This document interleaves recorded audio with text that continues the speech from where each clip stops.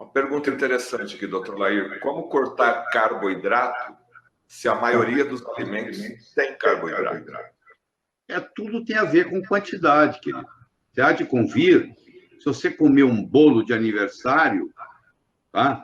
Tem muito mais carboidrato do que você comer uma coxa de frango. Nem se compara. Quer dizer, não é que você não vai poder comer carboidrato. Você vai baixar o seu consumo de carboidrato. Hoje você consome, se você não presta atenção em nada, você come 60% a 65% da sua dieta é carboidrato. Mas você pode viver com 10, 15, 20% de carboidrato. No momento que você reduz o carboidrato, faz uma diferença enorme. Por quê? Porque quando você ingere o carboidrato, você estimula a produção da insulina. A insulina não é um hormônio bonzinho. Ele é lipogênico, ele te engorda, ele te envelhece, você morre prematuramente, ele causa problemas sérios, você pode ter que amputar parte do seu dedo, da sua perna. Então, ninguém pode ficar cego. Não é pela glicemia, é pela insulina. Porque achava-se antigamente que se você regulasse o açúcar no sangue, estava resolvido o problema. Quando você regula o açúcar no sangue, empurrando o açúcar para dentro da célula, você só mudou o lixo de lugar. Não, eu tomo um remédio que estimula a minha insulina e então o açúcar vai melhorar no sangue. O açúcar melhora no sangue, mas piora na célula. Então, tem 5 estudos grandes na literatura, chamado meta-análise.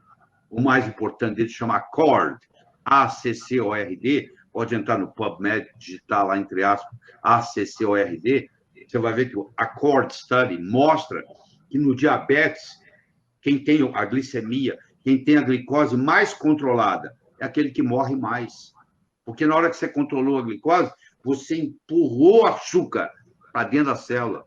Você imagina se você pega a sujeira da sua casa e joga para debaixo do tapete. Você vai dizer para mim que a sua casa está limpa? Não, o cheiro vem debaixo do tapete. Sua casa está suja. Se eu pego o açúcar que está no seu sangue e empurro ele para dentro da célula, eu não resolvi absolutamente nada. Eu tenho que fazer o seguinte, eu tenho que diminuir a ingestão de açúcar, a diminuir a ingestão de carboidrato. Todo carboidrato, o sonho dele é virar açúcar. Açúcar é a forma simples do carboidrato. O carboidrato entra, é quebrado e vira açúcar. Entrou o carboidrato, quebrou, vira açúcar. Entrou o carboidrato, o pão que você comeu vai virar açúcar. O macarrão que você comeu vai virar açúcar. A batata que você comeu vai virar açúcar. Tudo isso vai virar açúcar.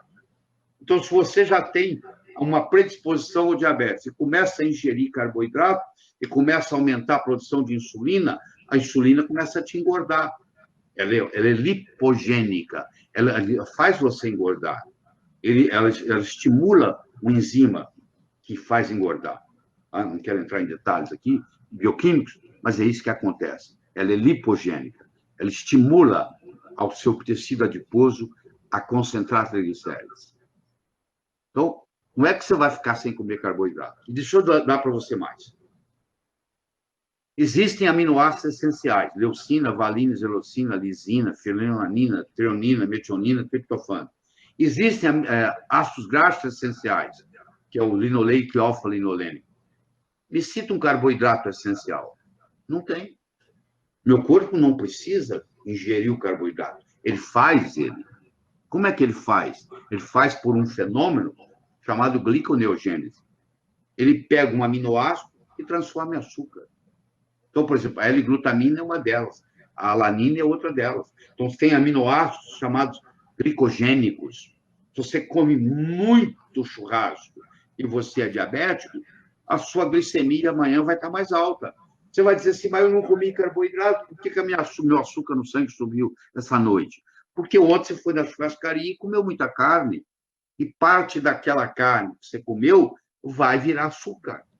Isso é um fenômeno, chama gliconeogênese, que o corpo tem a habilidade de fazer. Então, é muito importante você entender isso.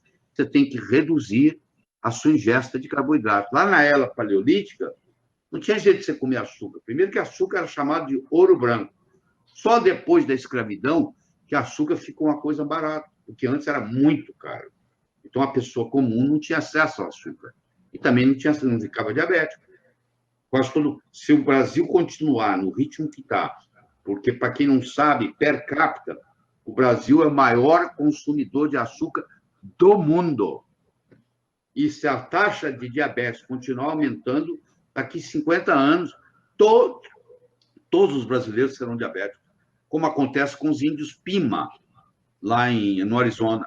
Você vai na tribo, está todo mundo gordo, todo mundo diabético. Aqui no Brasil também, você vai nos índios que moram nas periferias das cidades, eles estão todos gordos, diabéticos, alcoólatras, infelizmente. Infelizmente. Entendeu? Então, não é para você... todo alimento tem um pouquinho de carboidrato, mas não é isso que nós estamos discutindo. É a quantidade. A próxima pergunta agora é sobre câncer. Tratamentos alternativos para leucemia linfocítica crônica em idosos com mais de 70 anos, doutor. Em geral, a LLC, leucemia linfóide crônica, ela ocorre em pessoas com mais de 50 anos. Quer dizer, é uma doença da velhice, a partir dos 50, 60, 70, 80. Ela é uma doença da linha hematopoética. Então, existem os cânceres da linha hematopoética, que é o linfoma, as leucemias, a doença de Hodgkin, o mieloma múltiplo. Isso aí são doenças da linha hematopoética. E os cânceres da linha hematopoética, as células cancerígenas da linha hematopoética, elas, além de utilizarem muito a glicose, elas utilizam muito a glutamina como alimento. Então, por isso que é interessante um paciente com câncer, pelo menos essa é a recomendação hoje, que ele pare de ingerir proteína animal. Um paciente, quando foi feito o diagnóstico de câncer, se eu tivesse um ente querido que tivesse esse diagnóstico, a primeira coisa que ia convencer para essa pessoa é que ela virasse um vegetariano. Pelo menos. Se possível, até vegano. Mas, pelo menos, vegetariano. Porque a proteína animal, na presença de câncer, não é uma boa. Primeiro que ela estimula o chamado mTOR. Eu não vou entrar em detalhes aqui, porque não interessa, mas o mTOR é um proliferador. Ele tem uma ação proliferativa, ou seja, ele aumenta o tumor. Então, o mTOR estimula o crescimento do tumor, que a gente não quer. E, segundo, a proteína animal ela é muito rica em L-glutamina. E L-glutamina é também alimento para a célula cancerígena, principalmente da linha hematopoética. Mas vamos voltar na sua pergunta. O LLC, leucemia linfóide crônica, ou linfocítica, os dois nomes estão certos.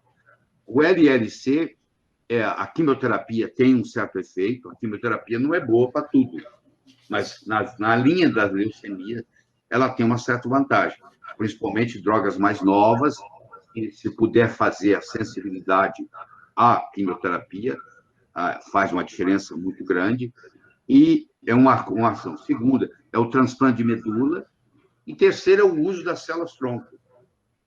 Mas do ponto de vista que você está chamando de alternativo, que eu não chamo de alternativo, eu chamo de integrativo, que, na realidade, a medicina alopática é um pedacinho da medicina. A medicina ayurvédica, que é a mais antiga de todas, tem 8.000 anos. Da medicina ayurvédica saiu a medicina chinesa, que tem 5.000 anos, saiu a romana, saiu a árabe, saiu a grega. Tudo isso nasceu lá da ayurvédica e da medicina chinesa. A medicina que nós estudamos na faculdade, ela foi criada em 1824, na Suíça. Ela não tem 200 anos. Você tem uma ideia, ela não tem 200 anos. O que você acha de comparar uma experiência de menos de 200 anos com a experiência de 8.000 anos da medicina ayurvédica?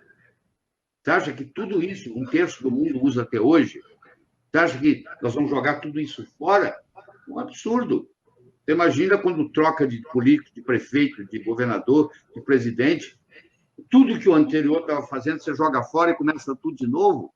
Você acha que o Brasil ia ir para frente só porque o candidato anterior era de outro partido, eu agora chego, vou fazer tudo diferente? Não. Eu tenho que aproveitar o que tem de bom. Eu tenho que aproveitar o que tem de bom na ayurvédica, eu tenho que aproveitar o que tem de bom na medicina chinesa, eu tenho que aproveitar o que tem de bom na homeopatia, eu tenho que aproveitar o que tem de bom na acupuntura, eu tenho que aproveitar o que tem de bom na medicina antroposófica. É como se eu tivesse um self-service. Eu tenho as opções. Eu tenho que ter essas opções. Eu não posso só fazer uma coisa. Se eu só faço uma coisa, isso é um reducionismo.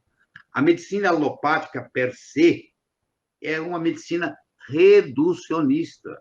É um pedacinho da medicina. Por mais que a gente estude isso, e ela é muito forte num trauma. Se eu cair de uma moto, eu quero ir para um centro de trauma. Ela é muito boa em cirurgia, entendeu? Nisso ela é muito excelente. Trauma, cirurgia. Numa doença infecciosa, se eu tenho uma doença infecciosa, eu quero ir para um centro que está acostumado a trabalhar com bactérias e resistência à bactéria, e qual é o antibiótico que vai poder tratar a minha infecção bacteriana que está resistente, porque senão eu vou morrer. Quer dizer, se eu tenho uma infecção, se eu tenho um trauma, eu preciso de um procedimento cirúrgico, se eu quebrei um osso, a nossa medicina alopática é perfeita, ó, nota 10.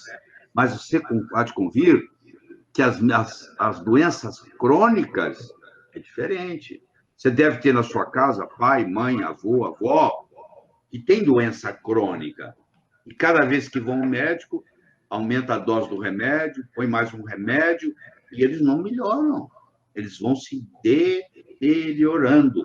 Você pega aquele paciente, leva para uma medicina chinesa, leva para uma medicina ayurvédica, leva para uma medicina antroposófica, leva para uma homeopatia, eles têm melhora. Então, você tem que abrir a mente para as possibilidades, entendeu? Não é só ficar com uma coisa. Não é assim que funciona. Você leva para a parte de suplementação. Quantas pessoas estão doentes porque estão desnutridas? Porque não ingerem o necessário. Você imagina, eu contrato um pedreiro, muito bom pedreiro, e falo para ele que tem que levantar um muro lá no jardim da minha casa, e ele chega lá de manhã, eu falo para ele, ó, 5 horas da tarde eu volto, eu quero o muro pronto. Você volta às 5 horas da tarde, ele nem começou o muro. Aí você fala, poxa, por que você não fez o muro? Ele falou, o senhor não deixou a matéria-prima. Eu não tinha tijolo, o senhor não entregaram tijolo, eu não tinha massa, o senhor não comprou cimento. Como é que o senhor quer que eu levante o muro? Eu sei levantar muro, mas você vai me desculpar.